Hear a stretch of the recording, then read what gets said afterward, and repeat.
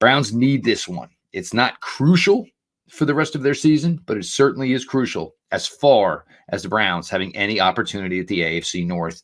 Your latest Locked On Browns starts now. You are Locked On Browns, your daily Cleveland Browns podcast. Part of the Locked On Podcast Network, your team every day.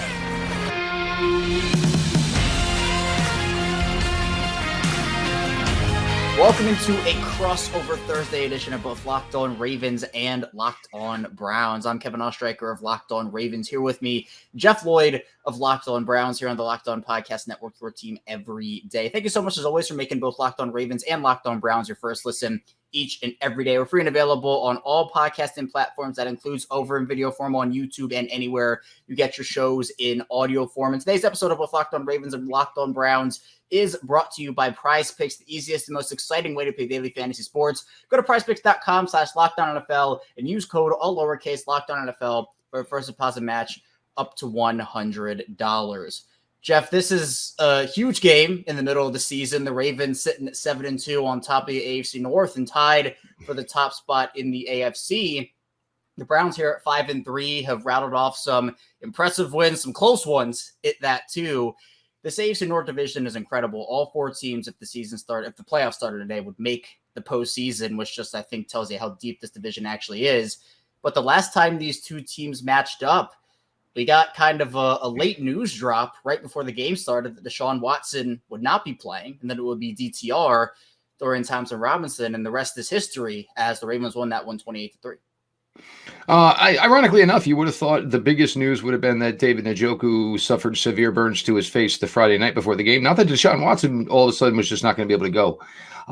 It's at this point, it is what it is. I mean, you just put it in the rearview mirror if you're the Browns. Look, you're 5-3. He's back. The last two full starts he's had for the Cleveland Browns, he's been the best version we've ever seen. And everybody wants to, monitor the trade. Will it ever live up to? Who cares at this point? I mean, the Browns only really have one more first-round pick to give up to the Houston Texans anyway. Their GM has been incredible in his roster construction. This team is light years better now than when it was when they first made the trade for Deshaun Watson. As you mentioned, these are two defenses that are just literally just smothering people right now and taking the life out of them. Granted, obviously that is what the Browns were supposed to do to the Cardinals last week. But obviously a couple weeks before, the Cardinals were able to stay in and make it a football game against the Baltimore Ravens. Stay in the game, maybe not necessarily make it a football game. But, the Browns now, it's trying to get this offense up to par. Amari Cooper's been fantastic. David Njoku, they need to find a way to get him more involved. The running game, even though Nick Chubb was lost week 2, the running game has been about as solid as you can expect when you're rotating 3 guys in and trying to feature 3 guys. With what they are all bringing different strengths.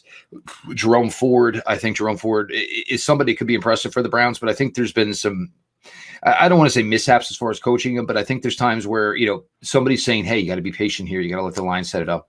And then there's times where it seems like he's leaving yards because he's trying to be too patient. So the offense has to come around, and this is going to be the key here over the next 9 games. This defense is a championship caliber ready. Absolutely. But this is the NFL. They play in one of the best divisions in the entire NFL. Everybody is good. The offense is going to have to be able to contribute. And just unlike week 2, they cannot let an opponent score 14 points off them.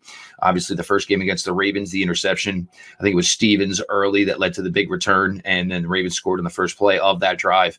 The offense, it's not about treading water anymore. You got to be more of a force here. And I think the capability of that being possible with Deshaun Watson, who looked great on the deep ball, which was strange because normally when a quarterback comes back, you think, the short game, that he struggled short game wise. The long game is what was there, which, hey, I'll take it. I ain't going to complain about that, obviously. But this team needs to find a way to, have the offense get better. The defense is playing really well. Special teams has been solid all year. They got a nice little B-12 shot in the punt return game last week with James Proche stepping in, so much so that he is now signed to the active roster. He's going to be the Browns punt returner for the foreseeable future. But they just need the offense to, be able to play in the 20s here. We talk about the AFC North and the fact that, all four teams would be in the playoffs today. And we did a lot of lip service to this division going into this year, but we did the same thing in 2022 to the AFC West. That didn't work out. But so for right now, the AFC North is absolutely, everything is advertised to this point. Yeah, I think I was the AFC West's biggest hype man last offseason. We all were. They let me down in the biggest possible way. But the North has lived up to the hype 100%. And on Baltimore's side of things, I think what people wanted to see, and I've said it so many times on Locked On Ravens, is the offensive consistency. There have been so many times this season where the Ravens have either started really strong, a great opening drive, a great second drive, but then kind of fizzled out as the game went on. I mean, against Cleveland, last time it kind of happened that way, where Baltimore gets out to the 21-3 lead at halftime. And obviously game script plays a part, and you want to just get out of there. You want to run the clock down, so the play calling got conservative. But then there's the other side of that where the Ravens have started slow and then picked it up. Now, the last two home games for the Ravens has been the Lions and the Seahawks. They've outscored those two teams 75-9. The offense has been hitting on all cylinders, and those are two of the top teams in the NFC. It's not like they're bad football teams. But for the Ravens, that in the middle game against the Cardinals was the one, because, you assume it's Arizona. That was Josh Dobbs' last game there. And the Cardinals almost come back and beat the Ravens at the end of that. So I think that the Ravens have this thing, and every team does it, where they play up to competition or down to competition. But Baltimore seems to be locked in this year. And even from a health perspective, Jeff, I think this is one of the biggest storylines, one of the key ones for me, because that Browns game that the Ravens played last time in week 4, they did not have Ronnie Stanley, Odell Beckham, Rashad Bateman, Marlon Humphrey. They had a lot of starters out. But this time around, with the injury report for the Ravens, it is something that I don't think I have seen in probably 4 or 5 years with this team. 3 total players on the injury report. One of them was Odell Beckham Jr. just for rest. Morgan Moses practiced in full with a shoulder injury on Wednesday, and then Michael Pierce with an illness. That's probably the best, again, this team has had in a very long time. And outside of those first 3 weeks, Baltimore has been very, very healthy throughout the course of outside of that first 3-week stretch. But what about the Browns, Jeff? I know Nick Chubb's been lost for the year. I know Jedrick Wills also, the offensive line, at least the tackle situation. You're going to have 2 backups in there, considering Jack Conklin's already done. But what does it look like for Cleveland right now? Well, the question will be DeJuan Jones. And this happened today. And, people to just overanalyze. They asked James Hudson, what's your plan? He said, well, I'm going to be at right tackle today. Everybody automatically assumed DeJuan Jones was getting shifted to the left side. No, DeJuan Jones didn't practice. So Jaron Christian, who was brought up from the practice squad, he is more familiar with the left side. Hudson is the Browns' swing tackle normally. So obviously he would have been the guy to go to the right side. Everybody thought there was this big move coming. DeJuan Jones, if he plays, yes, the Browns are without 2 starting tackles, but you cannot talk about DeJuan Jones now like he is not caliber of being a starting tackle. He's been absolutely fantastic. Whoever plays left tackle, and most likely it's going to be James Hudson, he's pretty good as a run blocker. Just not really there as far as a pass blocker. Look, and the Browns always struggle, and I know we've had this conversation with you. I know I've had them with Chris Carter a ton. They always struggle with the out front. It's just not the best matchup for the Browns offense and their scheme. I think that, otherwise injuries, nickel's going to be interesting, obviously, because rookie Cameron Mitchell went on injured reserve after a phenomenal game Sunday against the Cardinals with a hamstring injury. Greg Newsome didn't practice today with a groin injury. So there you go. You could be down to your 3rd nickel, which in my guess would be AJ Green, who's been with the Browns for a while and he's been on the practice squad all year. He's the best guy to probably come in and plug and play. You know what I'm saying? He's going to know the terminology. He's going to know his job. He's going to know the assignments. Obviously, he's not unfamiliar against playing against the Baltimore Ravens. But look, nobody's going to cry for a team that's 5-3. And for the Browns, the most important player is now back in the fold, and that is Deshaun Watson. And, as much as, he's coming back. No, man, you make a boatload of money. This team sacrificed a lot to bring you in. You're supposed to be the guy who helps your team overcome these types of things. The Nick Chubb's thing, it hurts. It really does. Just because, of the type of guy Nick was. But you got Kareem back in here. And, granted, it's 3.3 yards per carry, and he's not blowing the world away, but it's 5 touchdowns in the last 4 weeks. You got a piece of that Nick Chubb type of personality, and something where, everybody copes with it together, that they're missing this great player. But, these are all great things to talk about, but it would be more important if it was Deshaun Watson, or it would be more important if it was guys on the defensive side of the ball here. The Browns, look, the injury-wise, yes, it's a long list. It is. But as far as, key components, key factors, what could possibly lead them to this upset, those guys are in place. Right. And I think for both teams, talent on both sides, honestly, all 3 phases of the ball. And coming up in the second part of the show, we will be talking about some of the biggest matchups to look out for. So be sure to stay tuned. Plenty to get to on both Locked On Ravens and Locked On Browns. First, this episode is brought to you by DoorDash. And, sometimes I'll be watching a game and I'll get hungry. I want a snack, or maybe I want to go get something to eat. And I go to the fridge, go get a snack, and there's nothing there. So when the game goes to a timeout, or maybe it's halftime, that's ordering time over with DoorDash. Whenever the game clock stops, honestly, you can go and order with DoorDash. And there are a couple different routes you can go. Maybe you want the game day package. So you want pizza, wings, sodas, burgers. DoorDash has that for you. Or if you're of the snack type, you want the chips, the dips, the nachos. Maybe you want to make nachos. You can get all of that over on DoorDash too. I know there are plenty of options in the Cleveland area for DoorDash, and in the Baltimore area, some of my favorites for sushi. You can go Sushi Hana, pizza, underground pizza. There are plenty of things. So get 50% off up to $10 value when you spend $15 or more on your first order. Waiting down the DoorDash app, enter code LOCK23, subject to change, terms apply. And you can even get prepared before game day. Stock up on your favorite appetizers and order all your tailgate gear on DoorDash, then get ready to watch your team win again. That's 50% off up to $10 value when you spend $15 or more on your first order when you download the DoorDash app, enter code LOCK23. Subject to change, terms apply. Again, don't forget to use code LOCK23 for 50% off up to $10 value on your first order. Weighing down the DoorDash app and spend $15 or more. Subject to change, terms apply. We're back here. It's our second segment of Locked On Ravens and Locked On Browns. Kevin Oestricher of Locked On Ravens still here with Jeff Lloyd of Locked On Browns as we dive into a very big Week 10 divisional matchup between these two teams. The Ravens getting the better of the Browns in Week 4 in Cleveland. Now the Browns travel to Baltimore to try to get one back from this 7-2 Ravens football team.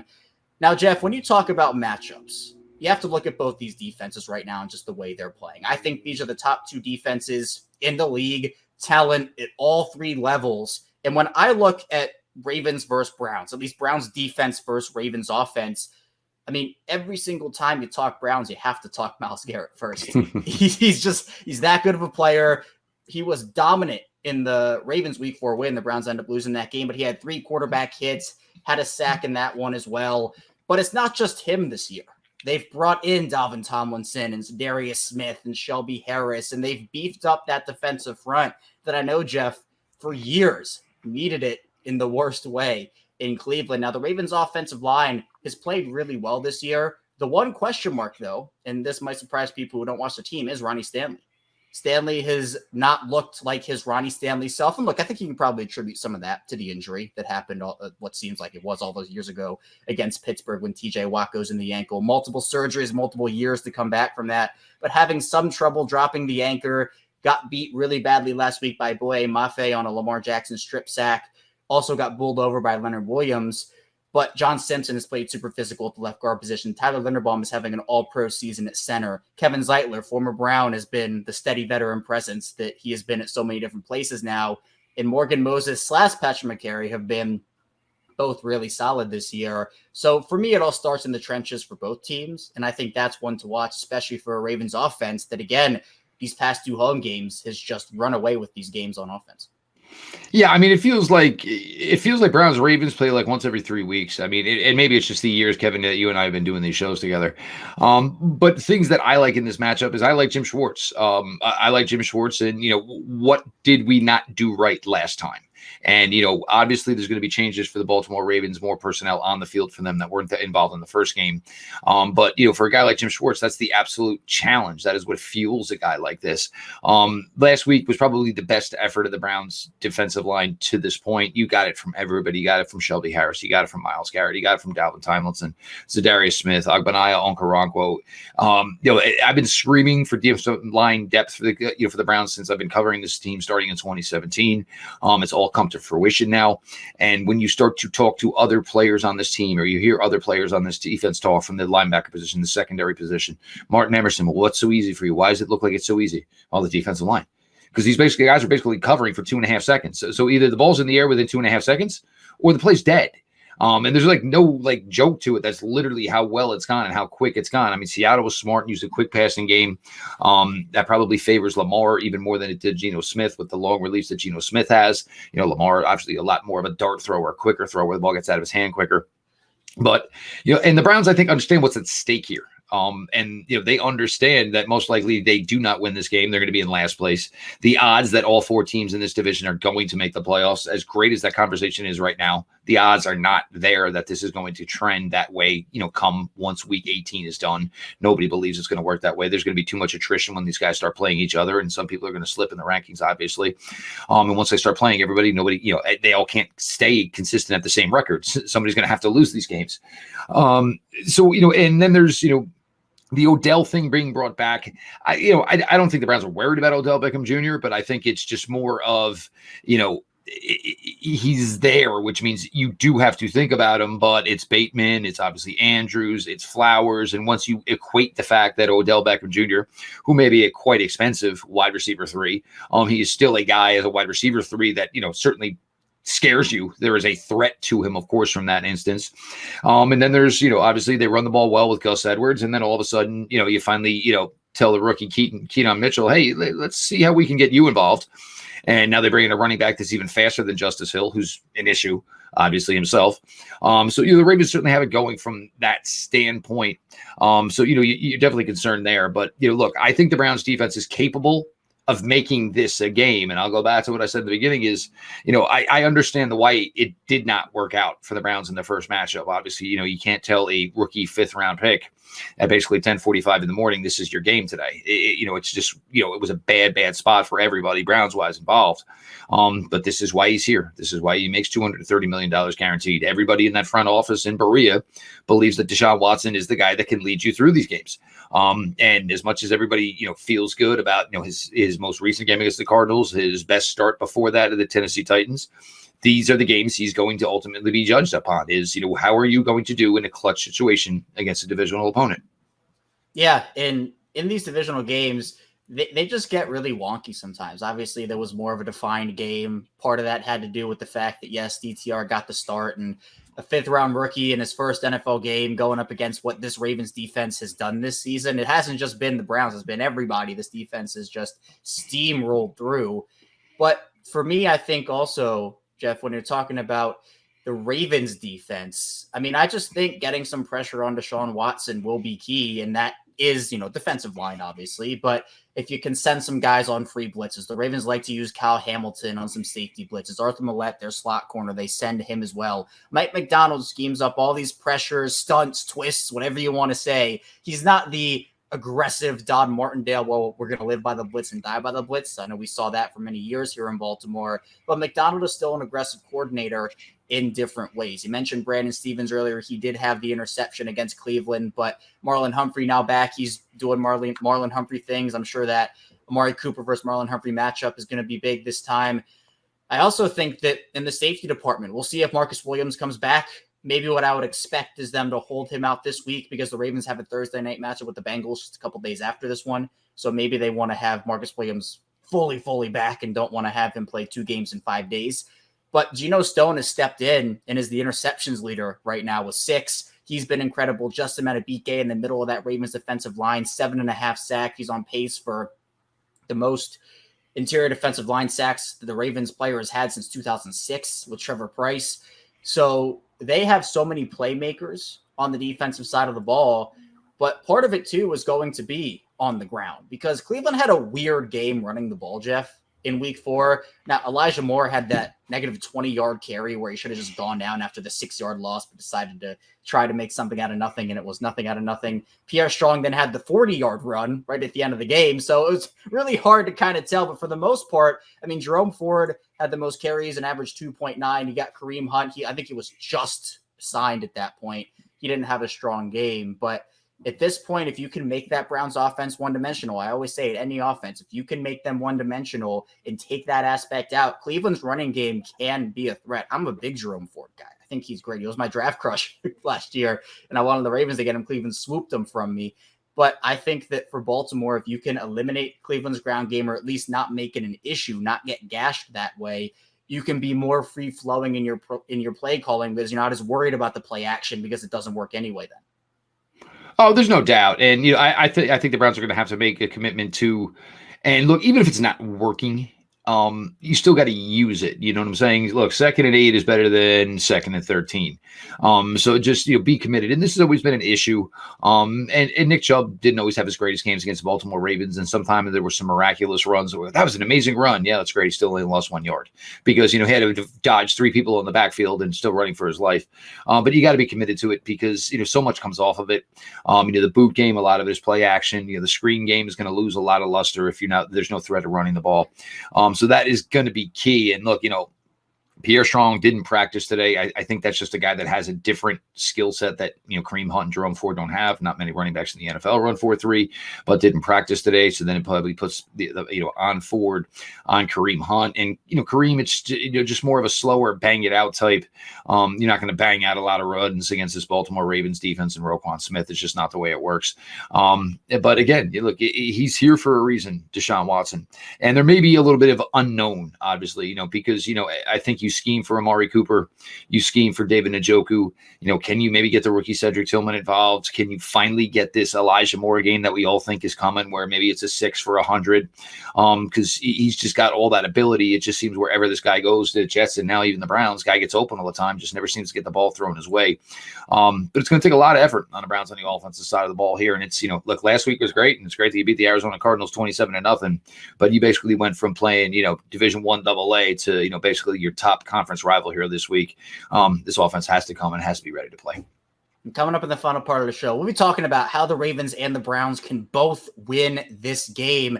So again, be sure to stay tuned. We still have a lot to get to on both Locked On Ravens and Locked On Browns. First, this episode is brought to you by Jase Medical. And we spend a lot of time talking together, you and I, whether it's with me on Locked On Ravens or Jeff over on Locked On Browns. We get fired up together on wins and losses, who starts and who sits. And we're really thankful for the connection that we have with the listeners and the watchers of our respective shows. And today, let's make the chat a little bit more personal. Now, with Jase, you can get like 1 year supply on ED medications. You realize what that means? You can bring it on extended travel. You can bring on the next natural disaster, a supply chain issue. You're covered. You don't have to worry about whether or not you can refill your generics for Cialis, Viagra, Reviado prescriptions. And that's possible because of our friends over at Jase Medical. You can go online right now at jasemedical.com to receive your 12-month supply on your daily medication. Remember to use promo code LOCKEDON at checkout for a discount as well. And a verified customer had this to say about Jase. They said, "I'm thankful for the service. Supply chain issues caused me to cut pills in half to have it. I ordered most of my daily meds with a year supply. I also ordered antibiotic kits. I feel secure now. Prices are lower than local pharmacies. I highly recommend this for everyone." So if you're someone, or if you were someone you would love to get some peace of mind by having your supply of any daily med, go to jasemedical.com to see if it's offered for you. Remember to use promo code LOCKEDON for $20 off of your purchase. We are back here, Locked On Ravens, Locked On Browns. Kevin Oestricher, Jeff Lloyd still hanging out with you here. Jeff, this is a huge one for both teams. The Ravens can, I think, get more of a grip on this division. If they win it, the Browns can get themselves closer into that division race. And in the playoff race right now, I think every win, especially as you kind of get into the November months, December, that's important. Plus, this is a divisional matchup. So this is the biggest type of win a team can have. Now, in terms of what the Browns need to do to win this game, we've kind of talked about it throughout the course of the show, but what are a couple of points that the Browns absolutely have to make in order for them to have a shot to beat the Ravens here? They're going to need some turnovers, and it's not something Lamar Jackson does. So whether it's maybe through rushing the passer and, basically turnovers that Lamar can't control, obviously, blind pass rusher getting his hand on the ball. That's something they're absolutely going to need to do. It's a little early to tell, obviously, about what they're exactly going to have as far as their offensive line. We know it's not going to be Jedrick Wills. DeJuan Jones, a little more banged up than he was the week before, but he did make back to practice last week. By Thursday, we'll see. And, hopefully that's going to be the same path DeJuan Jones takes here this week, but winning the turnover battle. They've been really good penalty-wise. That's not really been an issue for them. Their specials have been good. Barakwa's been fantastic. Hopkins has been absolutely incredible as far as the transition coming in here after what they went through last year with Cade York. But you're just going to need to step up on offense, and it's going to have to be somebody besides Deshaun Watson and Amari Cooper. I'm sure the Ravens are going to do everything they can to take Amari Cooper away. Obviously, Geno Stone been fantastic. He'll be a guy, obviously, I mean, obviously, pairing up, obviously, to, keep Amari from, anything deep. So it's going to have to be the Elijah Morales of the world. It's going to have to be the Cedric Tillmans of the world, or Coach Stefanski, like he did in Seattle, is going to have to continue to get creative with his screen game and, basically just make guys think they're seeing what they essentially are not seeing. It's going to be, I think it's going to be a close one. I think the Browns are going to come to play. It's not the absolute end of the world for the Browns if they don't win this game. But, any thoughts and hopes of obviously trying to win an AFC North title are probably gone. The AFC North title itself might be gone if the Browns don't win this game, because I think Baltimore's just going to have that much room and that type of breathing room here. That's going to probably make their lives a lot easier going down the stretch here. Prediction wise, I got to take my team to win, but I mean, it's going to be a closer game than I think people are anticipating. I think a lot of people forget all that went on that first game and who was involved and who was not necessarily involved, and teams are a little bit more at full strength here. I mean, 23-20, it's going to be a close one, and it wouldn't stun me if it was a Hopkins or a Tucker late field goal that probably proved to be the difference. Two of the best kickers in the league. I mean, obviously Justin Tucker to me is number one. We've been saying a lot of that. Two of the best. Yeah, in this game. It's what it is, and I think that for the Ravens, I think one, you got to go to what's been working against Cleveland, and that's been Mark Andrews. Cleveland has had a tough time stopping Mark Andrews since Lamar and Mark have taken the field together. And Mark Andrews in week 4 was the star of the show again. 2 touchdowns for him, 5 receptions for 80 yards. For me, if I'm going away from Mark Andrews or I'm the Ravens, I would have to see the Browns stop it first. Odell, having him back is awesome. Rashad Bateman, same thing. But for Baltimore, have Cleveland go send 2 or 3 guys to Mark Andrews every play, and then you can work on the one-on-ones with Zay, with Odell, and with Rashad Bateman. Now, something that the Ravens have done with Odell recently is put him in the slot, and I think that has unlocked a couple of his abilities a little more than when he was on the outside, and maybe, you can work him in a little bit more to this offense, and I think that's really key for them. But also, as I mentioned earlier in the show, you just got to stop Myles Garrett. Like, you're never going to slow him down, or you're never going to completely stop him. You just have to slow him down enough. And part of that is he's going to win. He's going to win some of his reps really hard too. And he's going to get there, use the short game, use the screen game, use the check down game, and get out into space. Lamar had a play against Detroit where it was supposed to be a designed run. He takes the ball. The Lions converge on him. Gus Edwards leaks out. He throws it to Gus. Gus gets 80 yards. Like it's those types of plays, the street ball that Lamar plays, him and Mark Andrews especially do that together a lot, where it's unscripted and it works because of the connection those guys have. So Deshaun Watson got the better of the Ravens in his only start against them back in 2022. He's 1-0 as a member of the Browns against Baltimore. But in this one, I think that you just have to scheme up your blitzes. And if you can shut down Amari Cooper, make someone else beat you in the wide receiver game. David Njoku is another pass-catching threat you talked about. But can it be a guy like Elijah Moore to finally step up? Donovan Peoples-Jones no longer in Cleveland. So is James Prochet going to be a guy that steps up? Former Raven, there's a storyline with that. It's an offensive and a defensive one. And now Kenyon Drake, I know, is a member of Cleveland. Now is Darius Smith. We talked about that storyline last time. But I think that with the way the Ravens are playing, you mentioned how it's not a drastic situation if Cleveland loses. If Baltimore loses, they've given themselves enough wiggle room to still feel okay. It's not going to be great if they do, because you obviously lose a leg up in the division. You lose a leg up in the loss column, in the AFC conference column as well. But I think with the way they're playing right now, the confidence they have in the mindset, it's really hard for me to pick against them, especially against the Browns team that I do think can match up with the Ravens in certain aspects for sure.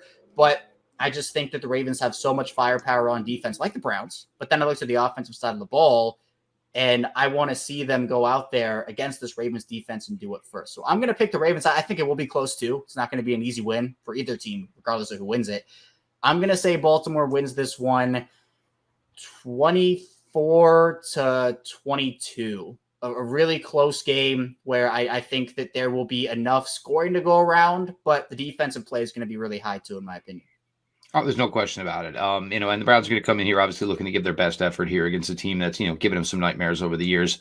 And for the Browns, this is the peak here. This is what you're aiming for. You play really well against the Cincinnati Bengals. You control every game that Cincinnati plays against everybody else. I think we all think that the Pittsburgh Steelers are running on, a gas tank on empty at this point. That's for next week for Chris Carter. We'll talk soon, Chris. But no, it should be a good one here, obviously. And, whatever way it goes here, obviously it's going to give both teams 8 games to not have to worry about each other, I should say, and hopefully get themselves into some position here to be a part of the January party. And we'll see if it's a potential playoff matchup for both these teams come January, if they both were able to make it to the big dance. But this one, a big one. It's going to have some playoff implications for sure. You say, oh, it's week 10. A game in week 10 is not going to define your season. Well, it might not right now. But then you talk about what happens at the end of that. You could be talking of a different tune there in week 18. But that's all we have for you here today on both Locked On Ravens and Locked On Browns. Thank you so much for tuning in. Coming up tomorrow, I'll be rounding out the week with our respective shows. So be sure to stay tuned for that. We'll see you right back here tomorrow on both Locked On Ravens and Locked On Browns.